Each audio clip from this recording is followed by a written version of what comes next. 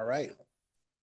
All right, good afternoon, everybody, and welcome to the August 1st, 2024 CARTA Board Meeting. We'll start with the Pledge of Allegiance, and if we can have Director Guerra lead us in the pledge.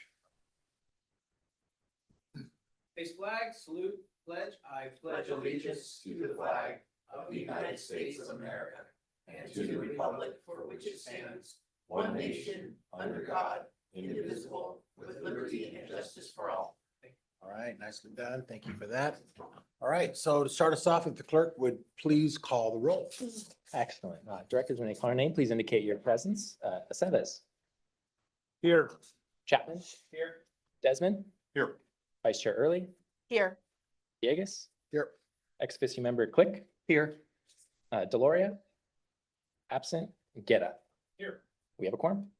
Very good. All right, so asking the clerk if there's any public communication that needs to be reported. There's no public comment at this time. No public comment this time. Very good.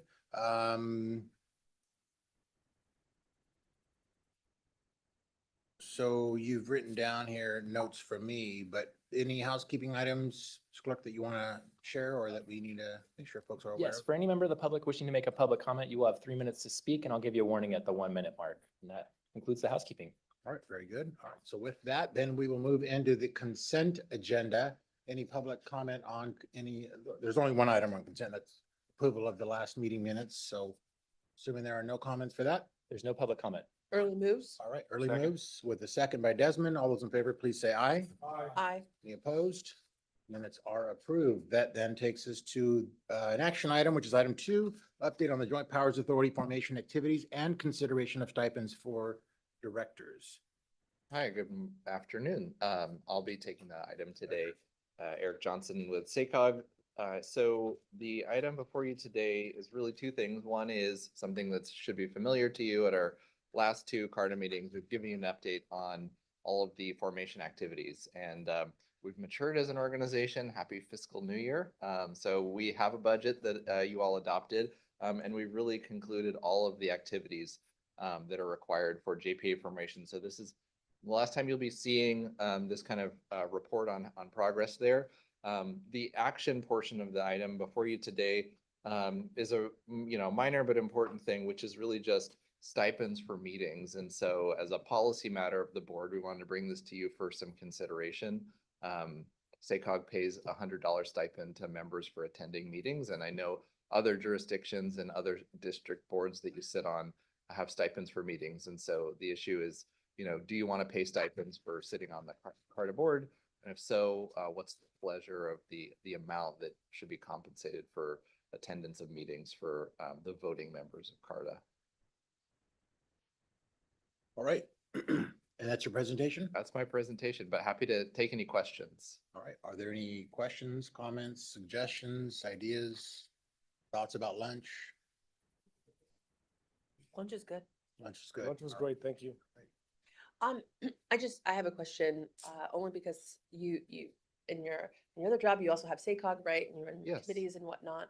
And so what is the norm, at least for you, that you see? So yeah, so SACOG, we pay $100 per committee meeting and per board meeting, as well as mileage reimbursement.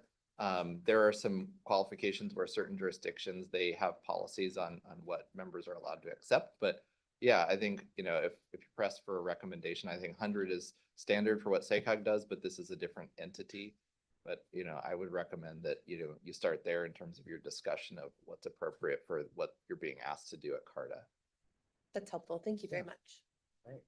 If I could also add, Madam Vice Chair, we coordinated with the Yolo Transportation District. They also pay $100 per meeting. All right. And so then if you can, so if that were to be the recommendation or the preference, we're not making the decision, we're simply making the recommendation to the SACOG board, or what's the No, next step? so CARTA, We're able to CARTA do- takes okay, final all right. action. All right. So we can do the independent. So, okay. All right. Well, what's the preference? We have a staff recommendation?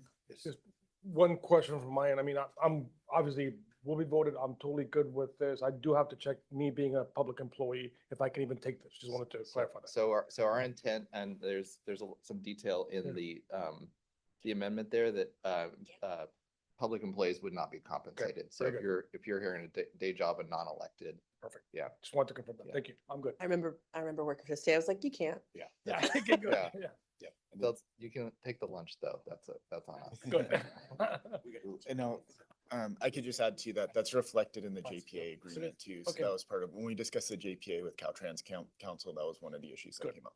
Wanted to make All sure. right, Yeah. so looking for further direction or a motion if there's somebody that's wanted to make one. Early motions for a staff recommendation of 100. Is there a second? All right, second by Chapman. Any other further comments, questions on that motion? If not, then we will, all those in favor, please say aye. Aye. Any opposed? All right, that moves forward. Thank you very much, Eric. For the record, there was no public comment on that item. Of course, that's right. And there was no, and I knew that, that's why. All right. All right, so next is item 3, and that's the Caltrans Services Memorandum. Item 3. Kathleen, that's yours. Yeah. Yeah, thank you, Chair Villegas. Item 3 is my item. So this is an action item. Staff's recommendation is that the CARTA board approve the Caltrans Services Memorandum, which is attached to the staff report on item 3. As background, many of you will remember from the discussions with the JPA formation back in January, particularly at the SACOG board, that there was a lot of desire for Caltrans to put in writing the commitments that it was making in exchange for getting a voting seat on the CARTA board. There was a 180-day requirement for Caltrans to put that in writing in the original JPA agreement. Caltrans met that requirement, originally providing a version of this memo to CARTA staff back in May. Since May, we've been working with Caltrans staff to refine this memo, provide more detail, and make sure that overall was agreed upon by CARTA's current and future members. So the version you see before you has been discussed with the CARTA Technical Advisory Committee and reviewed by CARTA member agency staff. And so staff's recommendation is for initial approval. The JPA agreement requires, since this memorandum would be formally amended into the JPA agreement, it also needs to be approved by each of the members of CARTA. So the same memo needs to be approved separately by YOLO TD and separately by SACOG. So staff's recommendation is that you approve this memo initially and direct staff to go seek those approvals from the members of CARTA. Assuming those two entities approve the memo, then we'd bring it back to CARTA for final incorporation into the JPA agreement. Very In good. terms of the content of the memo, all of the topics will be familiar from discussions that Caltrans staff presented back in January and have been heavily discussed in many venues, so I won't go into those details, but happy to take any questions. I just want to flag that this is not the typical work that Caltrans staff do, so I really want to thank the leadership of Director Aceves and especially Greg Wong on his team for getting this done in support of regional partnership. And that concludes my remarks. All right, so check with the clerk to see if there's any public comment on this item. I didn't get There's no public comment. No public comment. So I also want to echo what Kathleen said, and thank you, Director Aceves, for your work. I know early on, there was a lot of discussion around kind of how the formation would look like and what it would look like and what Caltrans' role. And so I think you guys made a compelling case. And so to memorialize it now, here we are making the recommendation to YTD and SACOG to kind of embrace what was shared with us as a partner going forward. So thank you for that. All right, are there any director comments or yes, sir? Sure. Yeah, thank you, Kathleen and colleagues from Caltrans for bringing this forward. I guess I have some concerns around the lack of specificity, in this. We talked kind of at length in our board meeting, and there was a lot of conversation around pushing Caltrans to actually provide dollar amounts, what the cost savings were. And when you read through this, there's none of that in there, and it seems very broad. And in the back of my head, I could picture certain of my colleagues, not in a bad way, if this came forward, kind of really pushing that this isn't at least what I was expecting, and others, I think, if I can recap those conversations of what would come back in terms of actual specific amounts or what they were going to do and the commitments that they were making. I appreciate all the work that's in there. One of the pieces that sticks out to me is when Interim Director Brooks was here in our board meeting, he talked about the savings for the TMC, right? And in that, we said, well, what does that look like? What does that mean? And what he brought up was like, you're only going to basically pay for the increase in cost, right, that CARTA brings to the table. When you read through this, that's not reflected. And it also almost looks like it's a cost sharing agreement that we're just kind of put into the pot with the other agencies that are at that TMC. And then those dollar amounts are shared across the board. So for me, like, that's one of the examples that I see in here that was addressed in the board meeting, that was brought up. And then when you read through this, that's not addressed at all. So I understand the 180 days, that requirement's been met. And I understand that we want to move this forward. Again, I'm not trying to stop this in any kind of way, but I do think that would be some value from this board standpoint, and then recommending this up to our full board, that it goes back and actually has some specific amounts, dollar amounts, timing amounts, things that are in there that we actually realize the savings. And I understand that it's a broad range, that they're not gonna be able to say, you're gonna save X by doing this. But I think there could be some more specificity in what the value is that they're providing. I understand the value, I get the value, but I think in terms of what I was expecting to come back, this to me is just kind of more of this really broad stroke of what we've already heard. So that's where I am with this. And I don't know if from a timeline standpoint, I turn to my colleagues from Caltrans and to you, Kathleen, what that would look like if this board wanted to or decided to say, look, we want to have this come back, if that would tie anything up. It's my understanding that the 180 days was really the only timeline that they were under to get it to us, and that's been met. So I'm curious on that piece as well. Thank you. Sure. So a couple of thoughts. I agree that direction was pretty clear about wanting to see dollar amounts, and we worked to originally try to get that into this memo. One of the difficulties is that this memo is all encompassing, right? It's commitments Caltrans is making to CARTA as the toll lane network grows. And the costs are really different for everything from the Transportation Management Center to fiber, depending on each individual highway facility, how big it is at that time. And so ultimately what staff has decided to do, which is reflected in the current memo, is rely on corridor specific agreements between Caltrans and CARTA at the time of project execution. So that's background.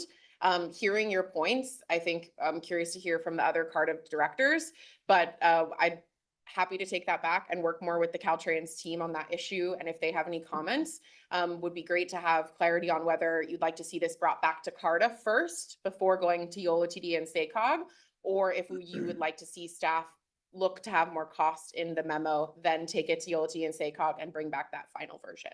Yep. So that's my request. Director Guerra. Thank you, Mr. Chair. I guess my only concern, if we can't get to the specificity on numbers, I definitely have a concern if the memorandum has the impression by any of our board members that it's a cost sharing agreement, because that definitely I think is the issue. So while I'm not as hard set on finite numbers this early on, I do worry if the impression leaving this and when there's a new board that it's interpreted as a cost sharing agreement. I could. Yes, sir. Yep. Kathleen, just a curiosity, as it's been said, numbers are tough, right? It's going to take a while to get there. Was there any conversation going back and forth about getting an agreed upon methodology by which there'd be cost sharing in a corridor relative to, for the fiber or for the back office, which was the TMC, which would probably actually be easier? We discussed it at a high level and came to the conclusion that that was a much more detailed agreement that needed to be really specific about the function of each of those individual categories, TMC, fiber, engineering services that are laid out in the memo. And so what CARTA staff is working on in partnership with our legal counsel, who can perhaps get into more detail, is looking towards creating some templates of those agreements to be used both on the YOLO 80 project and in future toll lanes that would spell out in more detail, here's how the dynamic between CARTA and Caltrans would work. Yes, sir. I appreciate the discussion, because that was kind of my takeaway when I read this as well. And part of it, I understand the efficiency of having Caltrans here at the table, just in terms of coordination and communication. But it seems like if Caltrans wasn't here, we'd probably still be having a lot of these same discussions about these topics that are in here.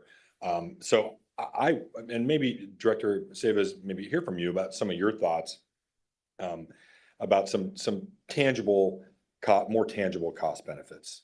Whether you can speak to that a little bit today, or maybe have staff come back, I don't know. I'll see what the will of the CARTA board is.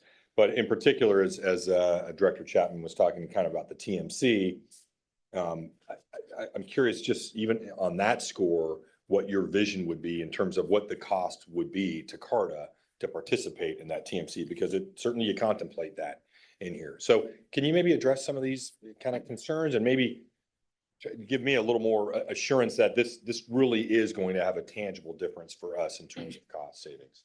Absolutely. I'll jump in, and I have staff here that can obviously add more meat to the bone, but these are great questions, and I'm glad to have this discussion with all of you. So let's talk about just big picture. This is the initial memo. And it sort of lays out the framework. There would be implementation agreements that would get more into the details and really specific cost, services, and what we're gonna get. Specific, say, the TMC. We've already got a functioning TMC. We've already got it staffed. We've already got coordination with CHP. We've already got broadband. I can supply all of that at minimal cost. What I cannot do as a public servant and district director is give to state funds. So if you sort of read in between here, that's really the only needle I'm trying to thread. We're not making any profit of this. If there's any additional services that CARTA would need above and beyond what we would already do anyway, that's the only thing that would get agreed upon for billing on the ongoing rate. But to me, even as taking my Caltrans hat off and putting my CARTA hat on, it is way more cost effective to use that service than to stand up my own TMC. And we can get into the numbers of that. And I think at one time that's hundreds of thousands of dollars versus using existing staff and just charging minimal amount, if anything can be attributable to the operation of the toll lanes. Same thing for maintenance activities. I've already got crews, I've already got the equipment, I can go down the list, only the services you would need. We've already got coordination with CHP, I'm sorry. So for example, if you guys had a separate TMC, back to the TMC, that coordination just would not be the same. We've already got those communication channels lined up. All that we are trying to thread here is not giving of public funds, of state funds, and just charging for those services as needed. I truly believe for the CARTA board, and obviously that's for all of you, all of us together to decide, but I truly believe that for the CARTA board, this is actually the most cost-effective means of moving forward with any of these. And we will come up with very clear, execution agreements that lay out what gets billed and what doesn't. And again, it's only going to be the services that are provided to CARTA for what's needed. I don't know. Hopefully that helps. If not, I can get into any of these more details. And like I said, I have Brian Alkinsall and Greg Wong, my two deputies that helped. And thank you, Kathleen. I wanted to commend Kathleen and CARTA, SACOG staff, for all the work in this. Thank you. Additional thoughts or comments regarding Director Pettis' response? Sure, yeah, if I can, Yeah. Chair, thank you. Yep. Yeah, so I get on, underneath, and I'm not, please know, I appreciate the work and the partnership, and this is, I think, just part of working through this, what we formed here and in our work together. So under maintenance services, you talk a little bit about, and in one of the last sentences, you offer that Caltrans will provide a quote to CARTA for consideration with regards to what seems to me as the savings in maintenance services. So how, it's offered under maintenance, but not in any other categories. Can you explain why you're able to provide cost saving numbers under maintenance and not in the other ones? Or if you're able to provide it, couldn't we just have this come back with that quote? It's at the end of page 3, the last sentence right before engineering services. Right. Upon request by CARTA for maintenance services, Caltrans will provide a quote to CARTA for consideration. So I'm just curious as to why that can't be carried over to the other I believe that pieces you're talking about. sorry, I believe almost all of them have that similar code, right? Do they? Yeah, they do. They don't all say provide a quote, Right. and so that's what you're picking up on. Many of the other categories refer to an implementing agreement. And the reason for that difference is about the time when that decision should come before the CARTA board. So from my perspective, the CARTA board should make a decision about whether or not to use Caltrans's fiber sort of before we build the toll lane. Whereas when we're maintaining a particular lane, fixing a pothole, a sign is broken, that comes more on an ad hoc basis as the need arises, which is why the suggestion from Caltrans staff on how they would run that is that they would provide a quote as opposed to an implementing agreement. But we can certainly clarify any of these pieces. Yeah, I know, and I guess for me, I know you've mentioned this before, is that this needs to go to the YTD board and to our SACOG board for approval. And I'm just trying to think in my mind of processing through what, I'm the chair of the YTD board, what my colleagues' conversations would be when this came to them. And I don't know, obviously I can't tell what that would be, how supportive they would be of a document like this. So I guess for me personally, I would love to see this come back with just a better explanation of what we can provide in dollar amounts, and then a rationale as to why the other ones can't be provided. And if there are ones in here that can, moving that, I guess, and again, the example I use, and it does say cost sharing under the TMC, and that wasn't what we talked about. So that one in particular is one that concerns me. So just for me personally, I wouldn't be comfortable moving this forward in recommendation to the board in the current status that it's in now. And that's just my own personal. Sure, no, thinking. so, thank you. so as a matter of process, excuse me, so we would be, in theory, recommending something to both SACOG board and the YTD board. In the event that they had comments or questions or modifications, would it come back for ratification to this body then, if there were changes? So there's a lot of ways that we could handle this. Now that Caltrans has met the 180-day requirement by providing the initial memo, we're not really on a hard timeline. Other than that, YOLO 80 will go to construction and these things will start to be real for us very soon.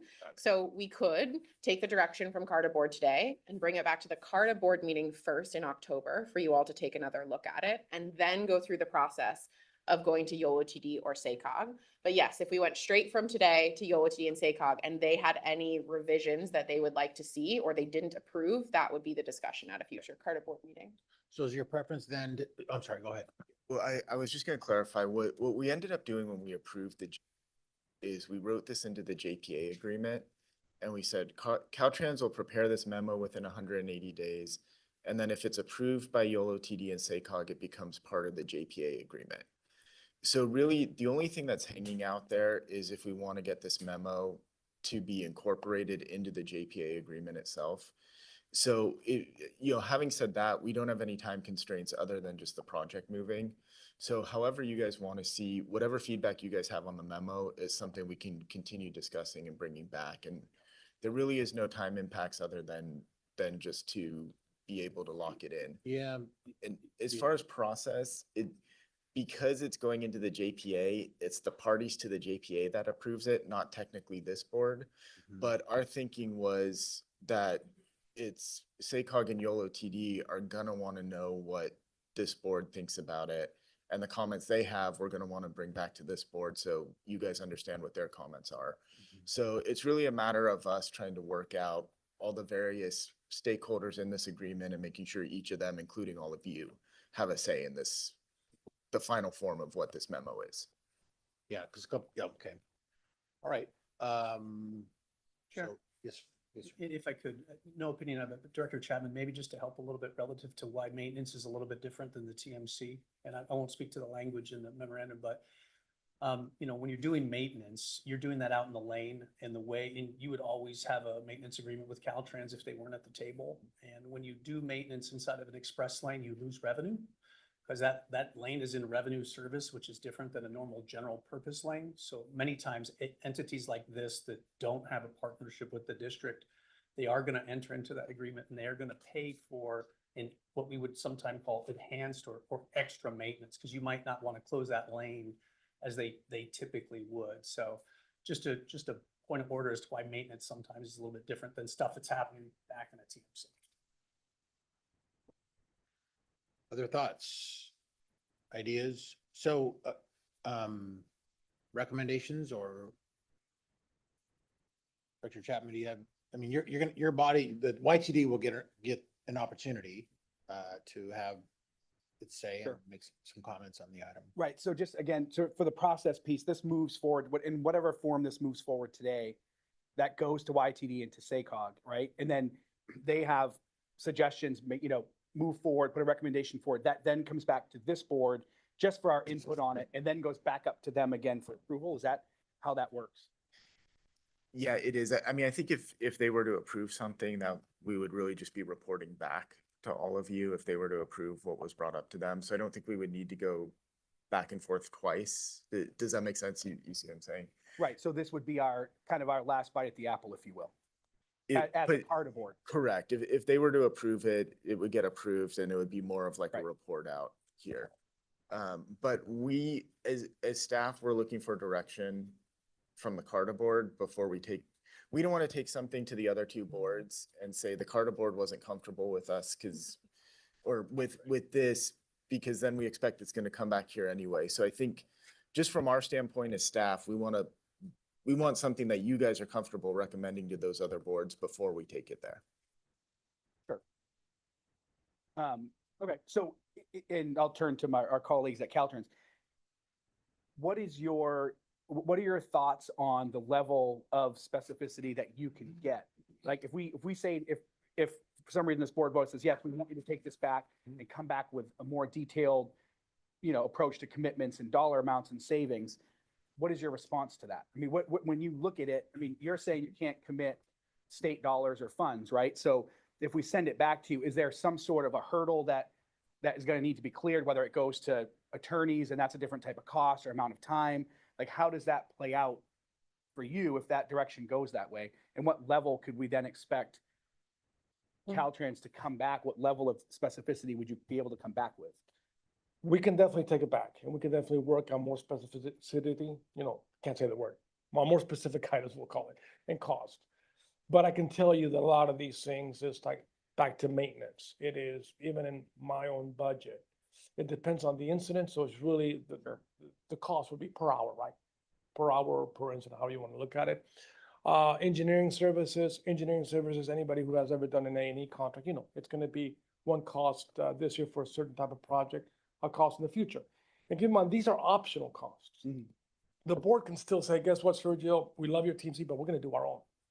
We still have that ability, right?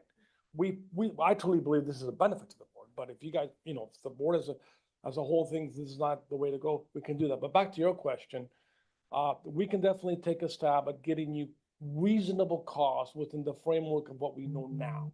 Right. And again, the reason I brought up earlier about, state costs, it's not to say that we can't, provide the facilities we already have. Those will be provided almost, I would say, free of charge. Honestly, it's just really the man hours. It's hard for me as a district director to say, hey, if the TMC is dealing with call outs directly relatable to the managed lane, not to charge to the managed lane. That's really what we're talking about here. And we can make that more specific in this letter. Our thought process, and correct me if I'm wrong, Kathleen, was to put that in the implementation agreement. We're just gonna have to move that work up now. It'll delay this process, but in reality, time-wise, we obviously want this to be done and sealed by the time the lane's open. But that's all we're gonna do. We have to move that work up now, is the way I see it, but correct me if I'm wrong. That's right. And so I think an option might be that we could create a scenario with a particular lane and how many hours it might operate and try to work with the Caltrans team to get ballpark estimates for a particular scenario, which could help provide some clarity. It's the getting ahead of some of the decisions that this board hasn't made yet about what days of the week and how many hours that affects how many guys have to be at the TMC on a particular day. So that's the nuance. Yeah, and I appreciate that, and I understand the situation you're in. I'm not trying to imply that I don't understand like how difficult it is to get there. I think part of it is just where there's areas that you can provide those examples. I would like to see that as the director said, there's these options where we may say, well, we're going to go a different direction. I don't know if that would happen, but how would we ever go in that different direction if we don't know what the cost saving is through Caltrans, right? We're gonna have to get those numbers to do it. And I think if there's ways that we can get as much as we can, so then when we go back to I go back to YTD and we go to SACOG, we can say, here's the information that we're able to have, at least for me, I'm comfortable with knowing that this is what they can predict within a range that is acceptable and then move something forward in that way. That's where, yeah. Okay. Can I also just add one other consideration?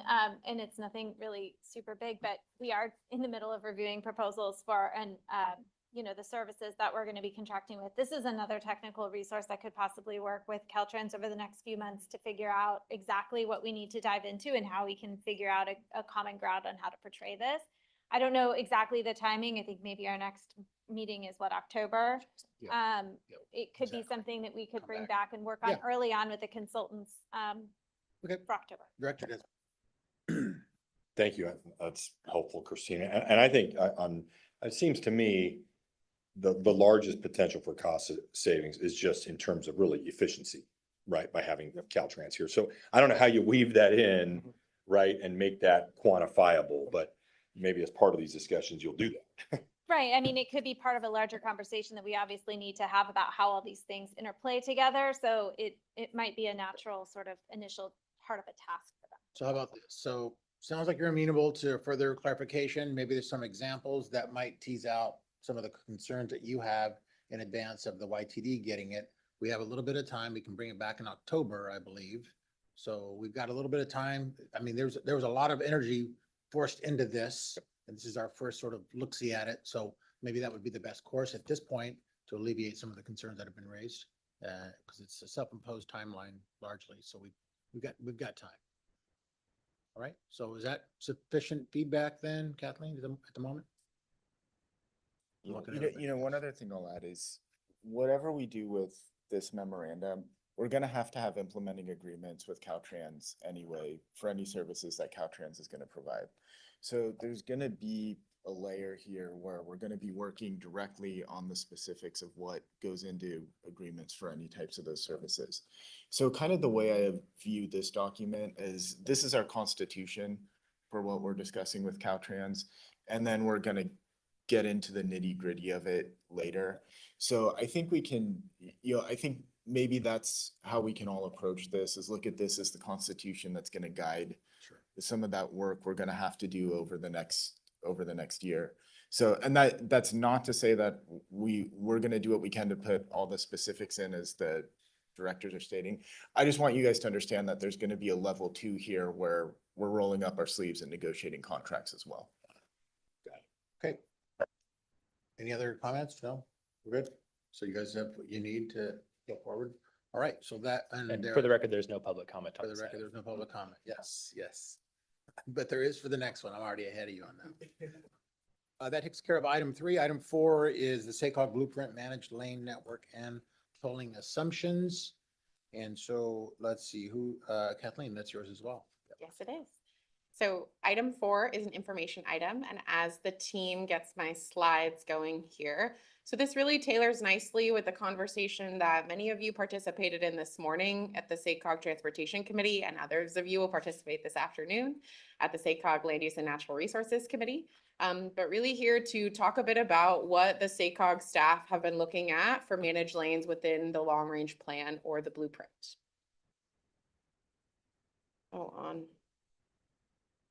Okay, so I want to talk a bit about how SACOG's long-range plan sits with other planning documents within our region to guide the development of managed lanes projects. So at the top here, we have the SACOG Metropolitan Transportation Plan and Sustainable Communities Strategy, or MTP-SCS.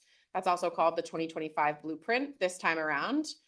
That document, as many folks in this room know, is both a transportation plan looking out 20 years, but also develops a land use network and makes assumptions to help us meet our greenhouse gas reduction target that's set by the state. Caltrans also develops a long-range plan related to managed lanes called the Managed Lanes System Plan, or the MLSP. That document is also under development this year, and SACOG and Caltrans staff have been working together closely on the coordination of those two documents. Those documents are paired with dozens of other plans and policies, both at the county level and also ones particular to each corridor, and all of those come into forming managed lanes projects. So all this to say is that the SACOG MTP-SCS is not the only document that makes decisions about what happens with managed lanes projects and what kinds of decisions this board will make in the future, but it is an important voice in determining what managed lanes projects look like in our region. So we want to try to get it as right as we can. Getting to the sort of what's important about the MTP-SCS when it comes to delivering managed lanes projects. There's really 3 key pieces where the MTP has a heavy influence on managed lanes projects. The first is that all projects must be listed in the long range plan for a region in order to be eligible for many types of state and federal funds. So if a future managed lanes project in our region wants to go after state Senate Bill $1 or federal competitive dollars, they need to be listed in the plan. Another key relationship between the long-range plan and project delivery is that it's a bit hard to change the scope and the schedule of big capacity increasing projects like managed lanes once they're in the plan. There is some flexibility to make amendments and modifications, but as you might imagine, capacity increasing projects have a big impact on VMT and a big impact on greenhouse gases and air quality. So there's less flexibility with those projects. So we want to get them as right as we can in the original plan to make sure we're all on the same page as we move projects forward. And the third piece, which came up a lot in the YOLO 80 project development, is that environmental documents are required to analyze the federal metropolitan transportation plan alternative. So this directly feeds between this plan and any sorts of environmental documents that are developed for managed lanes. So these are where the interactions are going to occur moving forward between what SACOG is working on right now and how managed lanes projects will work in our region.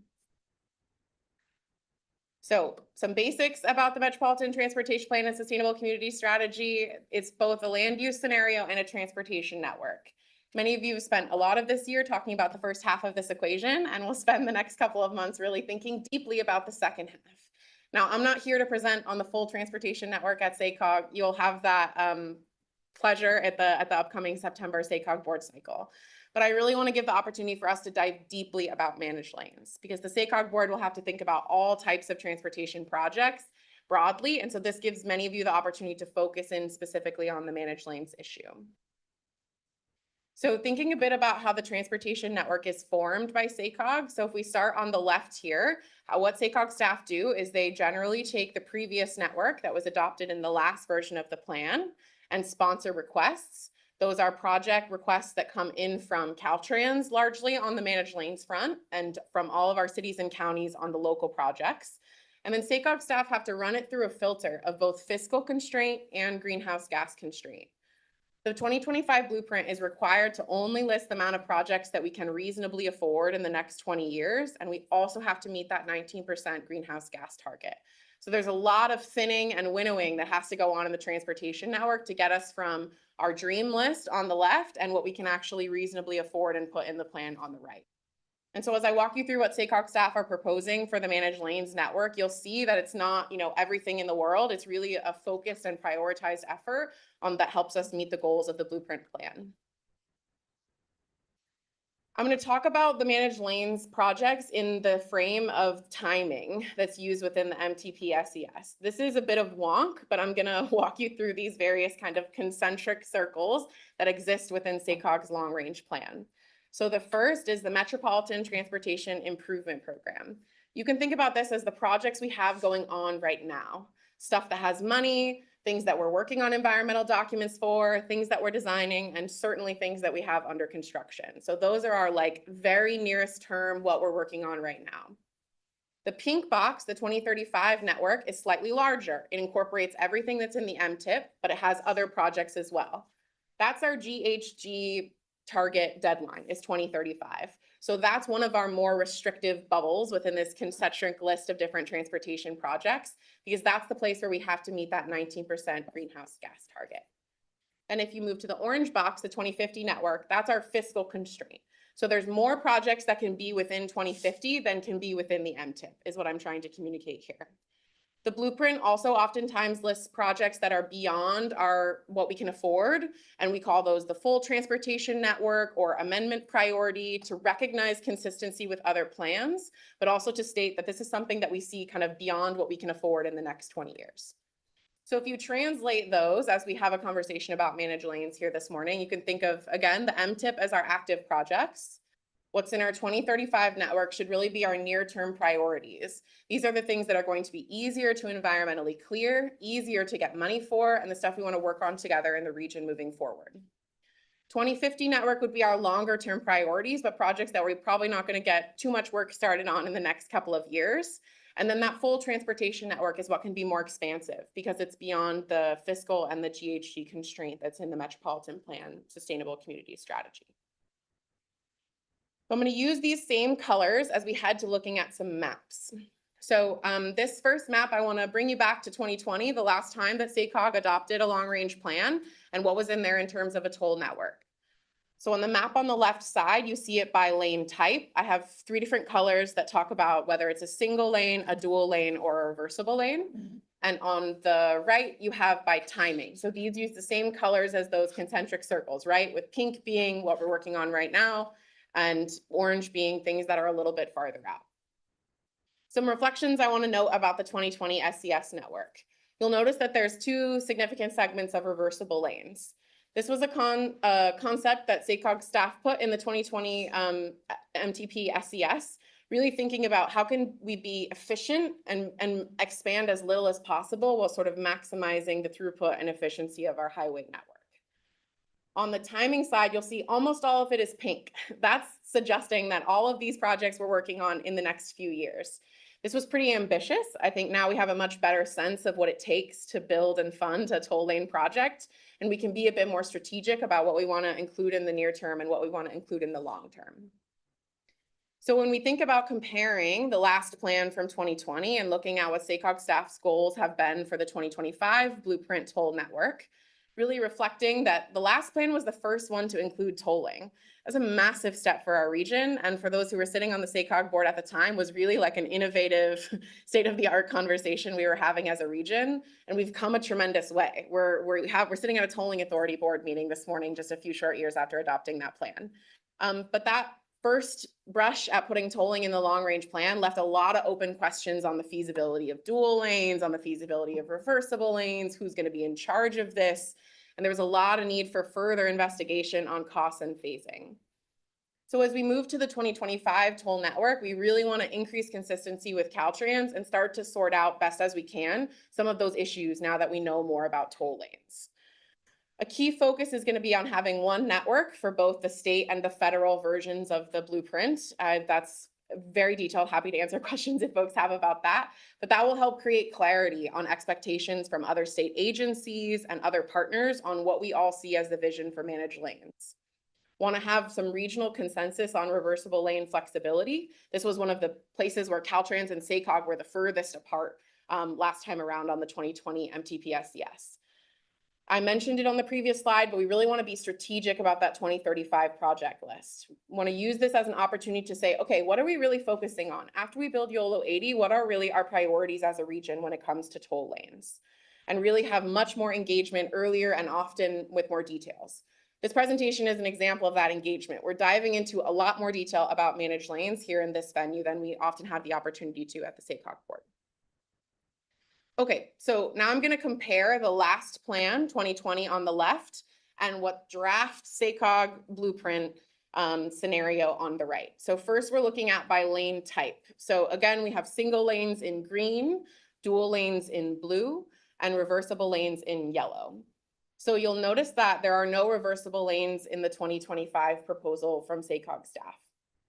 This reflects a lot of conversations that we've had with Caltrans and also with other regions who operate reversible lanes in a variety of formats. At a high level, they're really complicated and hard to do. You have to have a guy sit out there and manually control the lane, and then you get crashes in the reversible lane, and then what happens? And so we learned a lot more details about what it would really take, and came to the conclusion that it doesn't really make sense for the 20-year horizon. That's not to say it's never on the menu for us, but this is just looking out to 2050, what we see as being part of the tolling system. So all the reversible lane options from 2020 have been switched to single lane on the 2025. The rest of it is consistent when we think about the configuration. Moving to timing. So on the left, we have the 2020 timing. You saw this on a previous slide where the majority of toll facilities were in that 2035 high priority category, looking to do some more clear prioritization with the 2025 SACOG blueprint. So you'll see YOLO 80 remains a top priority. I-5 in Sacramento from the airport to downtown remains a top priority. Cap City Freeway and 99, both of which are 2 of our most heavily congested highway segments in our region. And also US 50, creating that extension from the YOLO 80 project across downtown. So those are proposed to be the highest priorities. That's both because they're projects that our partners are working on, and so this is a reflection of what we're really doing in the region.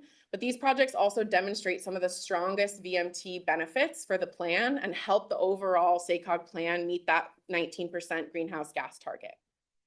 For that second tier of 2050 priorities, you see I-80 across the top from Sacramento County through Placer County, Highway 65, and the sort of remainder of US 50 heading out towards El Dorado. In the dark blue, those are the things that are beyond 2050. That's Cap City Freeway between the river and sort of Expo and with the split at I-80, and then I-5 south of downtown, 99 north to sort of UN Sutter, and I-5 west from the airport towards Woodland. The reason these are out past 2050 is a combination of things. So on I-5 South, we don't really see the volumes that demonstrate the need for a toll lane at this point. Same with 99 North and 5 to Woodland. On the Cap City Freeway segment, those of us who drive that regularly, you'll know that definitely has the congestion to demonstrate a need for some relief. However, there's significant right-of-way constraints and bridge issues, and in collaboration with Caltrans, that remains a really sticky and hard to move segment of the highway. So this is a reflection on kind of like how realistic it would be for us to make progress on that segment in the next 20 years. Okay, so just reminding you what this means in terms of our priorities. So what the 2025 SACOG blueprint is suggesting is that YOLO 80, I-5 in Sacramento, Cap City Freeway, and 99 are really our high priorities for 2035. In addition to making assumptions about the toll network itself, the blueprint also makes a number of toll operations assumptions.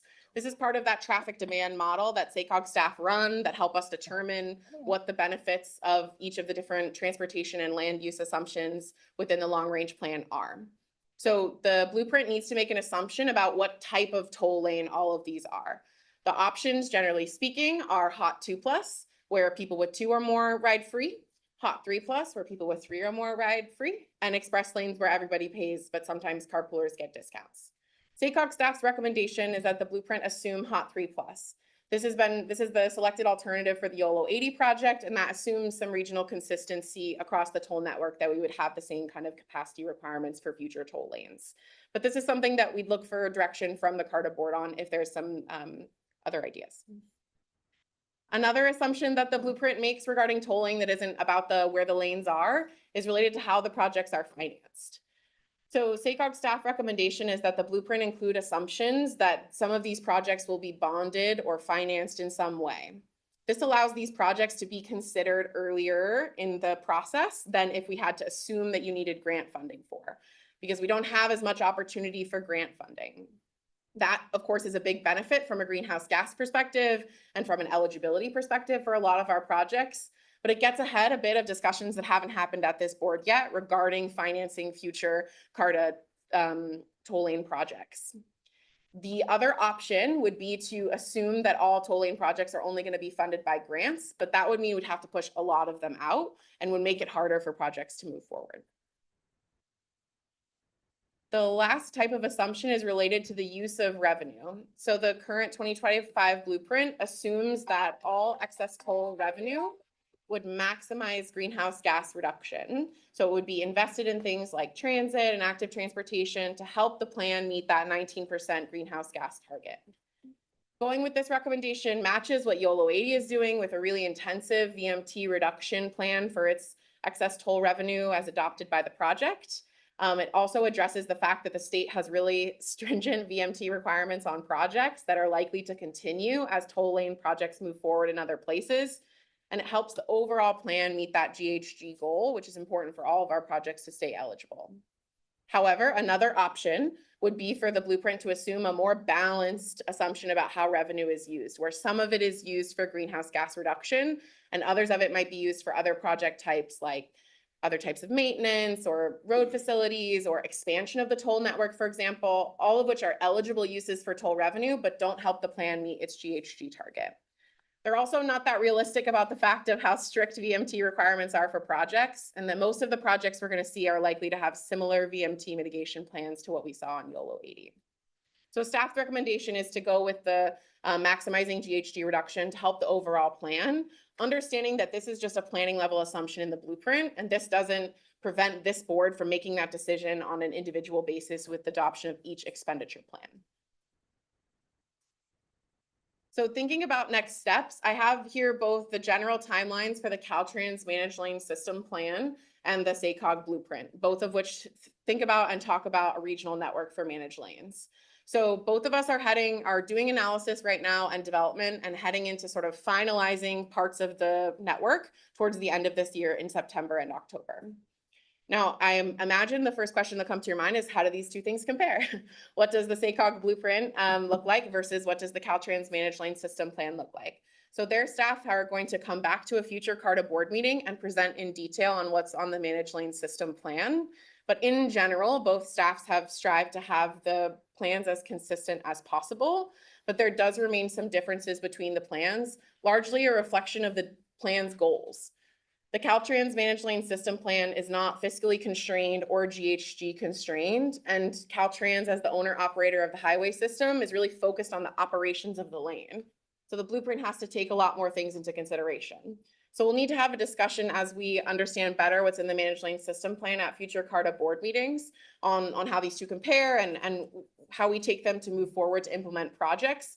But right now we have a path forward. So this is just an information item. No action is requested, but happy to have any feedback in particular so that SACOG blueprint team can take that back and try to get that sorted before it comes before the larger SACOG board. Right. And with that, I'm happy to take any questions. Very good. Well, thank you, Kathleen. So what I'll do is I'll see if there are any brief questions before we take some public comment, and then we'll return it back for additional conversation. Anything to start off with? Yes, sir. Kathleen, can you go back to the hot 3, hot 2? Mhm. So, and then you said something on your next recommendation that really we would then, when you were talking about the revenue assumptions, that would actually be fully figured out in the implementation plans. I think you said per corridor level, but there would be something inside of you mentioned that for the revenue assumptions. Is that the same for hot 2 or versus hot 3? Yes. Okay. My only comment on this is if this is sort of like a totally non-binding thing and it's just a recommendation, then I would want to add one word to hot 3+, and that would be that, vehicles of 3 or more could travel for free or at a reduced rate. And even though it's non-binding, it would go out to the public and it would be an external communication, and expectations would be set with citizens. And you might find over time, since we're talking 2050 and beyond, that you would leave a lot of revenue on the table that you're going to want to operate your VMT reducing activities like transit or equity programs. And 2, if you never have the ability to price that vehicle, at some point, free users will become so voluminous inside of the lane that the operational benefit of pricing will be eroded. So you might want to actually price carpools at some less than full fare. So I would either be silent on this or add the word free or reduced rate. Right. Any further comments before we take some public testimony? So if not, so first speaker, let's see, have it, Autumn Bernstein. Hi, good afternoon. Autumn Bernstein, I'm the Executive Director of the YOLO Transportation District. I'm so grateful to see this coming before CARTA and just want to appreciate the staff for all of the work that they've done. We're definitely in Managed Lanes 2.0 now that things have kind of gotten real right here in the SACOG region with regard to tolling. And I'm supportive of the goals that have been identified by staff, particularly when we talk about increased coordination with local agencies and also in particular with Caltrans. And I just do want to speak to that because it has been a very real challenge for the YOLO 80 project. And it's something that I want to make sure we as a region avoid having to make the same mistakes again and having us go through the similar challenges. So, we found ourselves stuck in between Caltrans, which had a vision of one managed lane for YOLO 80, and the last version of the SACOG blueprint, which had 2 lanes. So a new lane as a managed lane, and then a conversion of a general purpose lane. We talked about it at our board level and we were supportive. We at least wanted to see what it would look like if we were able to do 2 lanes. And that analysis was not one of the alternatives that Caltrans looked at in the EIR. And so we never had the opportunity to even consider that. with this project. And that's okay. We've made our peace with that. We're very excited with the project that we're moving forward.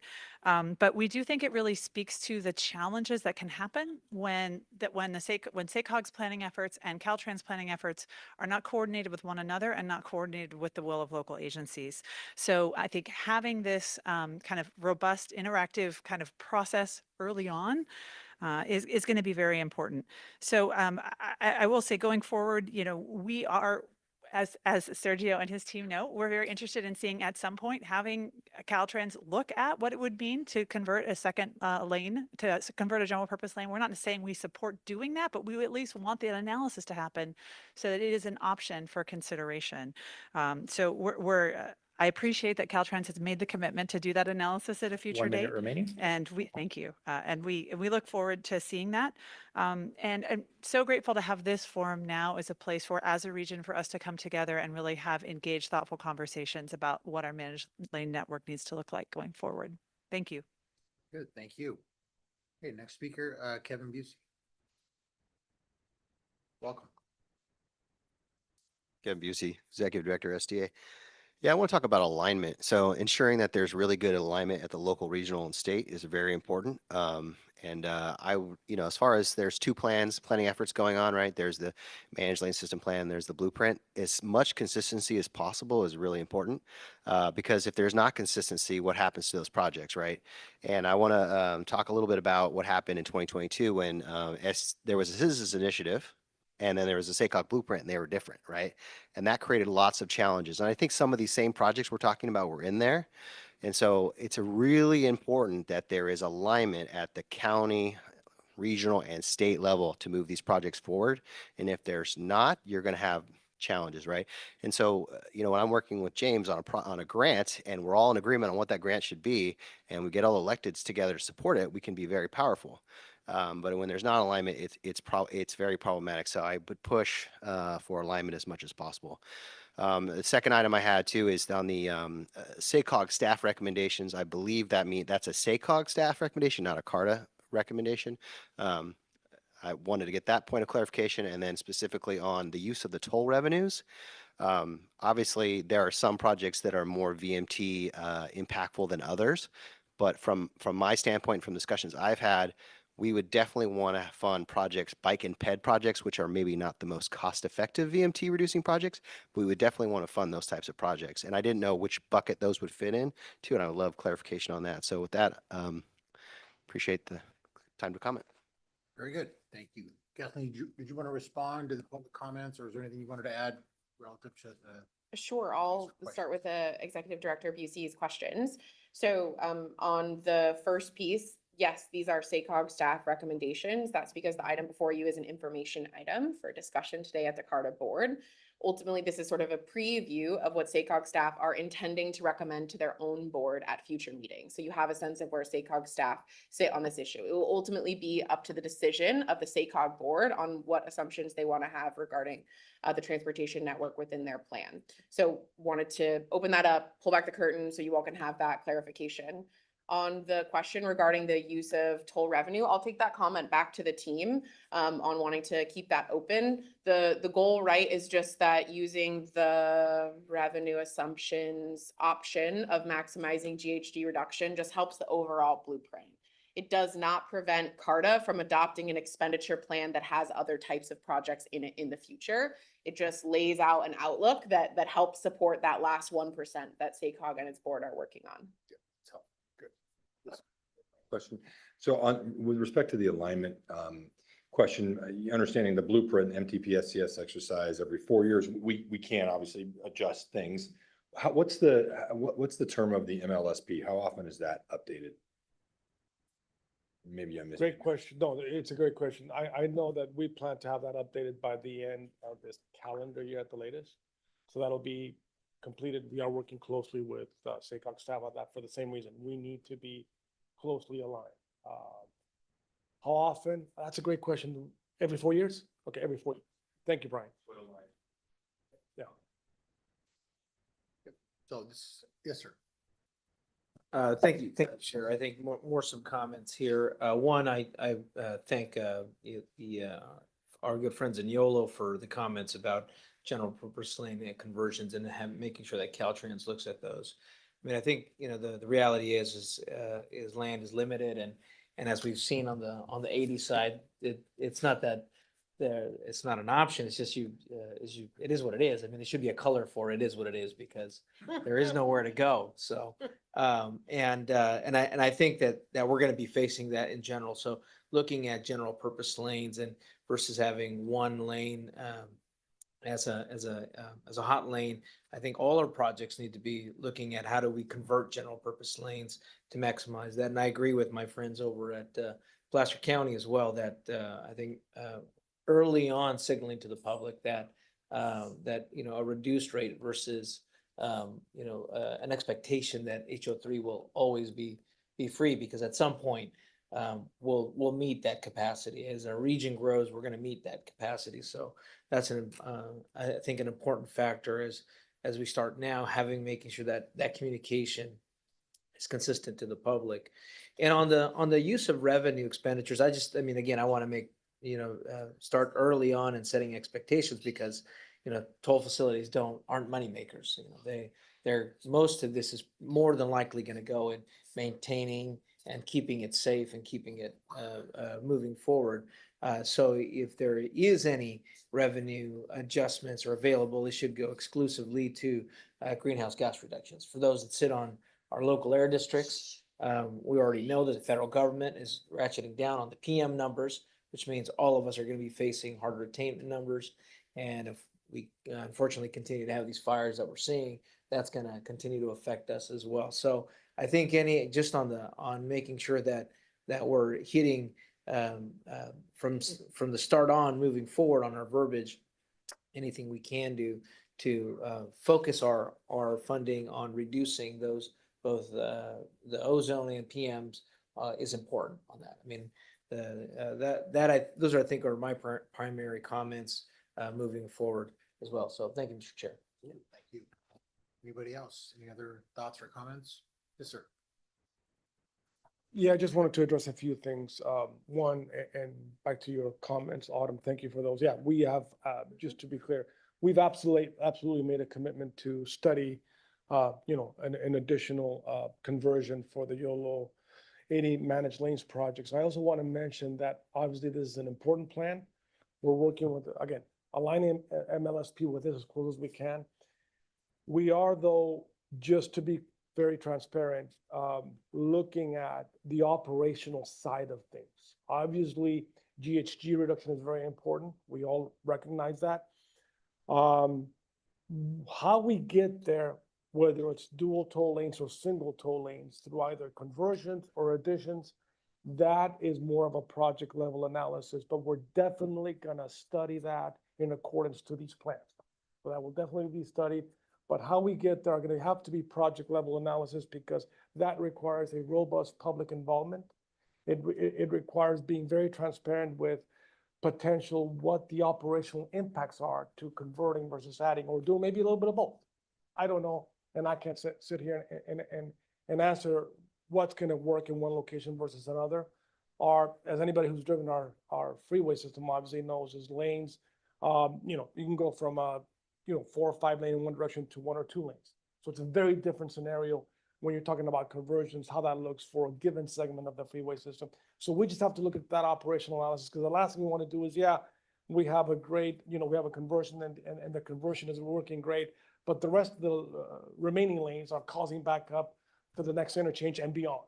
So we just have to be very careful that that whole system is working for the better of everybody, not just manage lanes in a vacuum. So hopefully that makes sense. I just wanted to share that. But we are definitely going to study all of this and dive into all of these through project level analysis. Thanks. Very good. Thank you. Right. Informational only, correct? Yep. So ultimately, the SACOG board will have its say. All right. Then item 5 is a receive and file YOLO 80 project update. I just want to make a quick remark on your receive and file item. So this is a template as part of that memo that we're going to bring back to you. Caltrans has made the commitment to provide updates on all active managed lanes projects at each CARTA board meeting. So this example put for you for receive and file on YOLO 80 is a template of what that will look like. If you have any other types of information you would like to see in these project updates, please just let me know so that I can get that. And then at your following CARTA board meeting in October, they'll be more comprehensive with the other projects that are in process in the region. Perfect. Any thoughts or comments on that? If not, this is the opportunity for any board members to provide ideas or suggestions for future agenda items.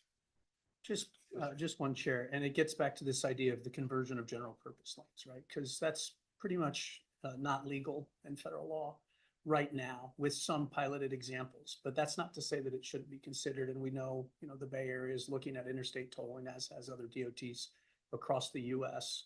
And, what is in the blueprint doesn't show for that. It's all HOV conversion, right? We don't show any general purpose conversion. But what I would say is if this is something that we're considering, we should start now in our, not just our advocacy, but our conversations with US DOT, because it will take 5, 8, 10 years of conversation. So if this is something that we think realistically into the future, we can envision a general purpose conversion of I-5 or I-80, we should probably start going to US DOT and starting to have those conversations. So that planning can be based in, some level of what is regulatorily allowed. That'd be my comments. Okay. Is that just a comment or is that for potential discussion at a future item? I think it future could be agenda, a or- potential discussion. I think as Carter's standing up and it, obviously, I don't know from a financial perspective, organizationally, how it works with SACOG's, federal advocacy. They have a very robust plan. But, I think it is something we should start to look forward. We all go back to cap. There's opportunities. We're in DC. This is probably an item we should add to the list if we're serious about pursuing interstate conversion. Very good. Okay. Sure. Yeah, thank you, Mr. Chair. I would just agree, just because, just the timing of it. And if you look at where all of our current projects are, they're going to be landlocked. So at some point, even if you support capacity expansion, there's unless we're going to be doing, double decker lanes, or bunk freeways, that's just not going to be a reality for the future. And I think having that conversation now already and figuring out, how do we make those conversions, even though it's not legal at the moment in certain pilots, we can definitely in that timeframe learn from those pilots and figure out whether the application here is practical for us. Right, so noted. Thank you for that. Right, so if there are no other future agenda items, the next meeting currently is, yes, sir. Just to clarify, I agree with you. General purpose conversions, yeah, not allowed, but HOV conversions, there is a process for that, right? Yes, you just do a section 129 agreement with Yeah, the just to be USDOT, clear, yeah, fine. so there's a difference between general purpose and HOV. Yeah. Sorry to get into the weeds, but wanted to make sure that we clarify that. Thank you. Thank you for clarification. Sorry. I'd just say we're not alone on the impressive. general purpose conversion. Like that's the thing that is of interest statewide. So absolutely, for Matt in terms of our work with DC, but it's other regions too. And frankly, I would love another region to be before us on this one. We can learn from here. Well, just as a point of order, there has not been one of these done in the United States. So you don't want to be the first. Right, fair enough. Spoken like government. Yep.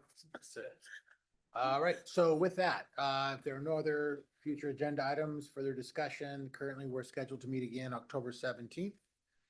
If there are no questions around that, we are otherwise adjourned. Thank you very much.